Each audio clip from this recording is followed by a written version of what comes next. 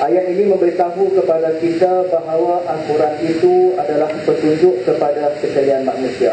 Bagaimana kita melihat golongan yang terdahulu daripada kita, daripada kalangan sahabat radhiyallahu anhum, mereka mendapat petunjuk dengan Al-Quran. Mereka hidup dengan Al-Quran dan mereka bercakap dengan Al-Quran, mereka bergerak dengan Al-Quran. Sehinggalah Syahid Said Qutb menamakan generasi ini sebagai Jil Quran Yun Farid, generasi Al-Quran yang unik. Kerana apa? Kalau nak melihat Al-Quran, lihatlah kepada tingkah laku, percakapan yang ada kepada para sahabat radhiyallahu anhum. Kenapa mereka jadi macam tu? Kerana mereka ditarbiah direct oleh Rasulullah sallallahu alaihi wasallam, ditarbiah direct oleh Allah Subhanahu wa taala. Allah taala mentarbiah Rasulullah dan Rasulullah mentarbiah, mendidik mereka. Sehingga mereka ini bukan hanya membaca Al-Quran, tetapi mereka melaksanakan Al-Quran. Apa yang Al-Quran katakan kepada mereka, apa yang Al-Quran perintahkan kepada mereka, terkesan dalam kehidupan mereka. Sampai mereka tidak ada perkataan lain yang keluar dari mulut mereka, melainkan sami'na wa ata'na. Kami dengar dan kami patuh. Itulah yang ada dalam diri mereka. Kerana apa? Hasil tarbiyah Rasul sallallahu alaihi wasallam. Di antaranya yang disebutkan oleh Ibnu Mas'ud, Abdullah bin Mas'ud, bagaimana beliau mendapat tarbiyah daripada Rasul sallallahu alaihi wasallam. Berkata Ibnu Mas'ud, aku datang bertemu dengan Rasul sallallahu alaihi wasallam. Aku mengambil 10 ayat daripada Rasulullah. Aku memahami ayat tersebut. Lantas aku balik dan beramal dengan ayat itu. Sehingga aku istiqamah beramal dengan ayat tersebut. Aku datang lagi kepada Rasul sallallahu alaihi wasallam untuk menerima lagi 10 ayat. Itulah perkaranya yang dilakukan oleh sahabat Ibnu Mas'ud, yang mana Rasul sallallahu alaihi wasallam menyatakan kepada sahabat-sahabat radhiyallahu anhum, kalau sekiranya kamu nak mendengar bacaan yang tepat tentang Al-Quran, bacaan yang betul mengenai Al-Quran, maka ikutlah bacaan Ibnu Mas'ud.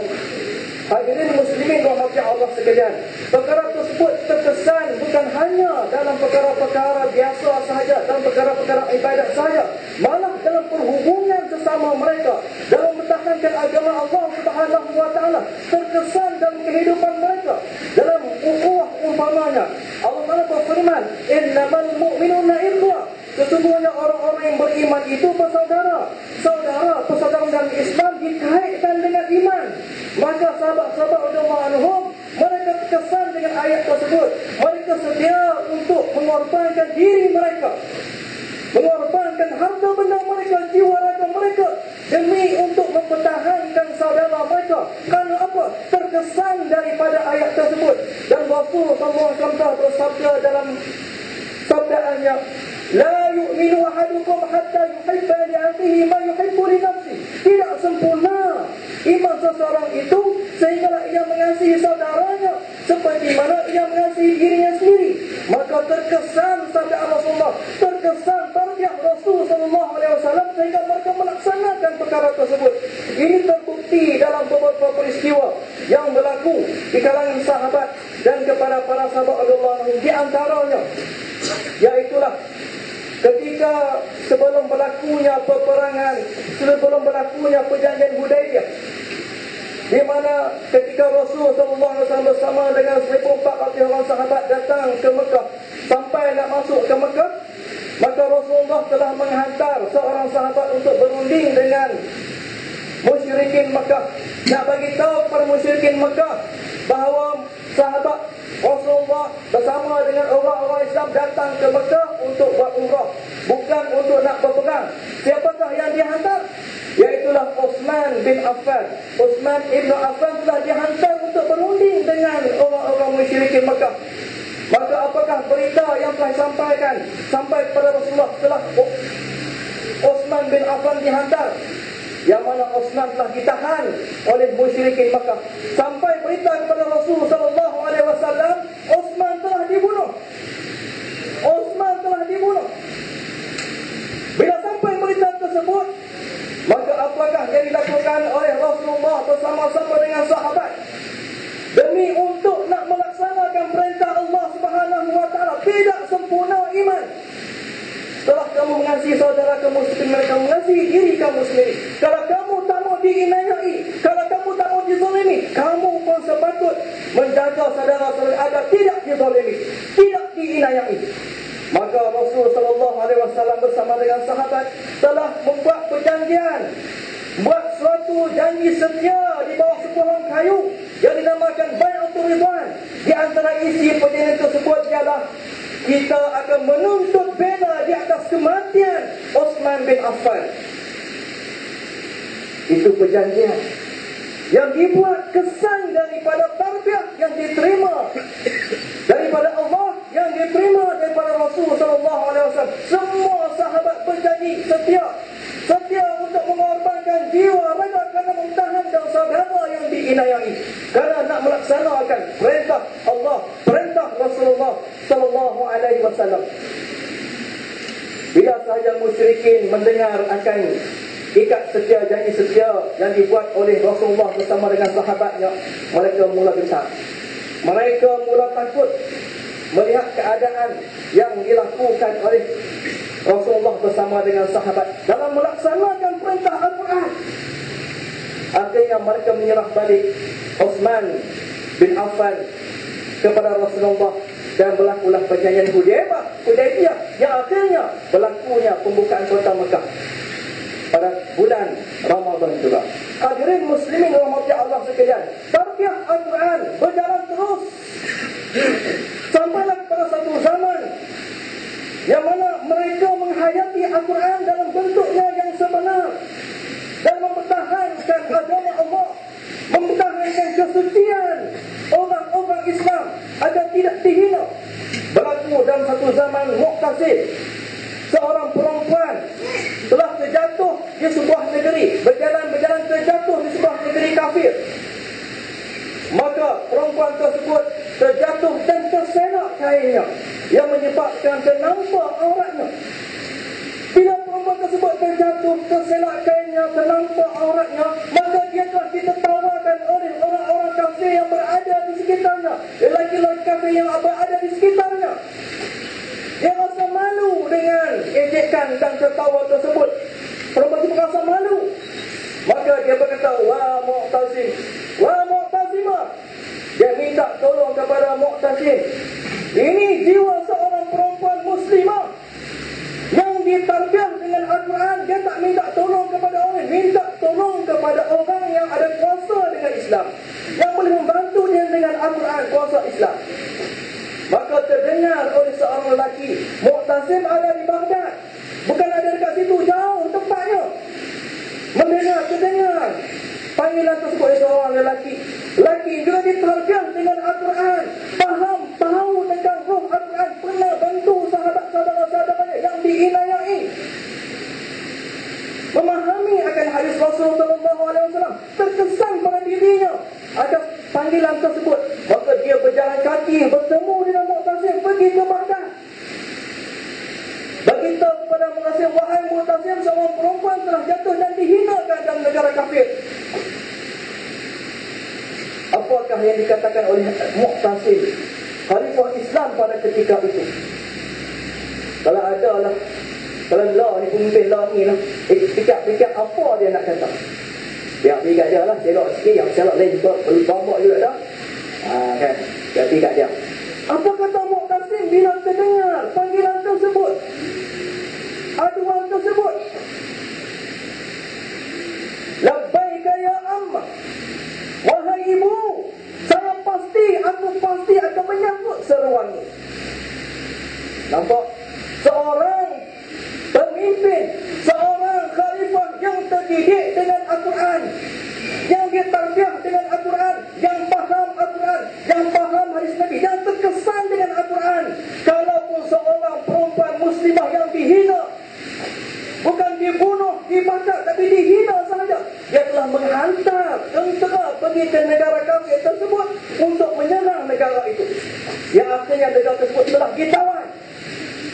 Hadirin muslimin yang dirahmati Allah sekalian, terkesan ada semangat roh jihad dalam diri mereka. Kerana apa? Terkesan dari tarbiyah Al-Quran, tarbiyah ditunjukkan Rasul sallallahu alaihi wasallam. Ini berlaku dalam sirah Rasulullah sallallahu alaihi wasallam dan juga sirah mereka yang mengikuti jejak langkah Rasul sallallahu alaihi wasallam. Ketika Mughul memasuki Tatar, ketika Mughul tentera Tatar memasuki Baghdad, hadirin muslimin wa Allah sekalian, orang tentera Tatar telah membunuh bukan 100, bukan 200, bukan 1000, bukan 2000, 1.8 juta orang Islam. 1.8 juta orang Islam di Baghdad mereka bunuh. Ulama mengatakan pada ketika itu tidak ada semangat roh jihad kepada orang Islam. Kalaupun ada ulama-ulama yang hebat, tapi tidak ada roh semangat jihad kepada mereka. Tapi kawan-kawan sekalian, ada satu kerajaan di Mesir pada ketika itu yang mana mereka juga ditarbiyah, dididik dan memahami Al-Quran. Akhirnya mereka telah menghantar tentera ke Baghdad untuk menyerang Tatar.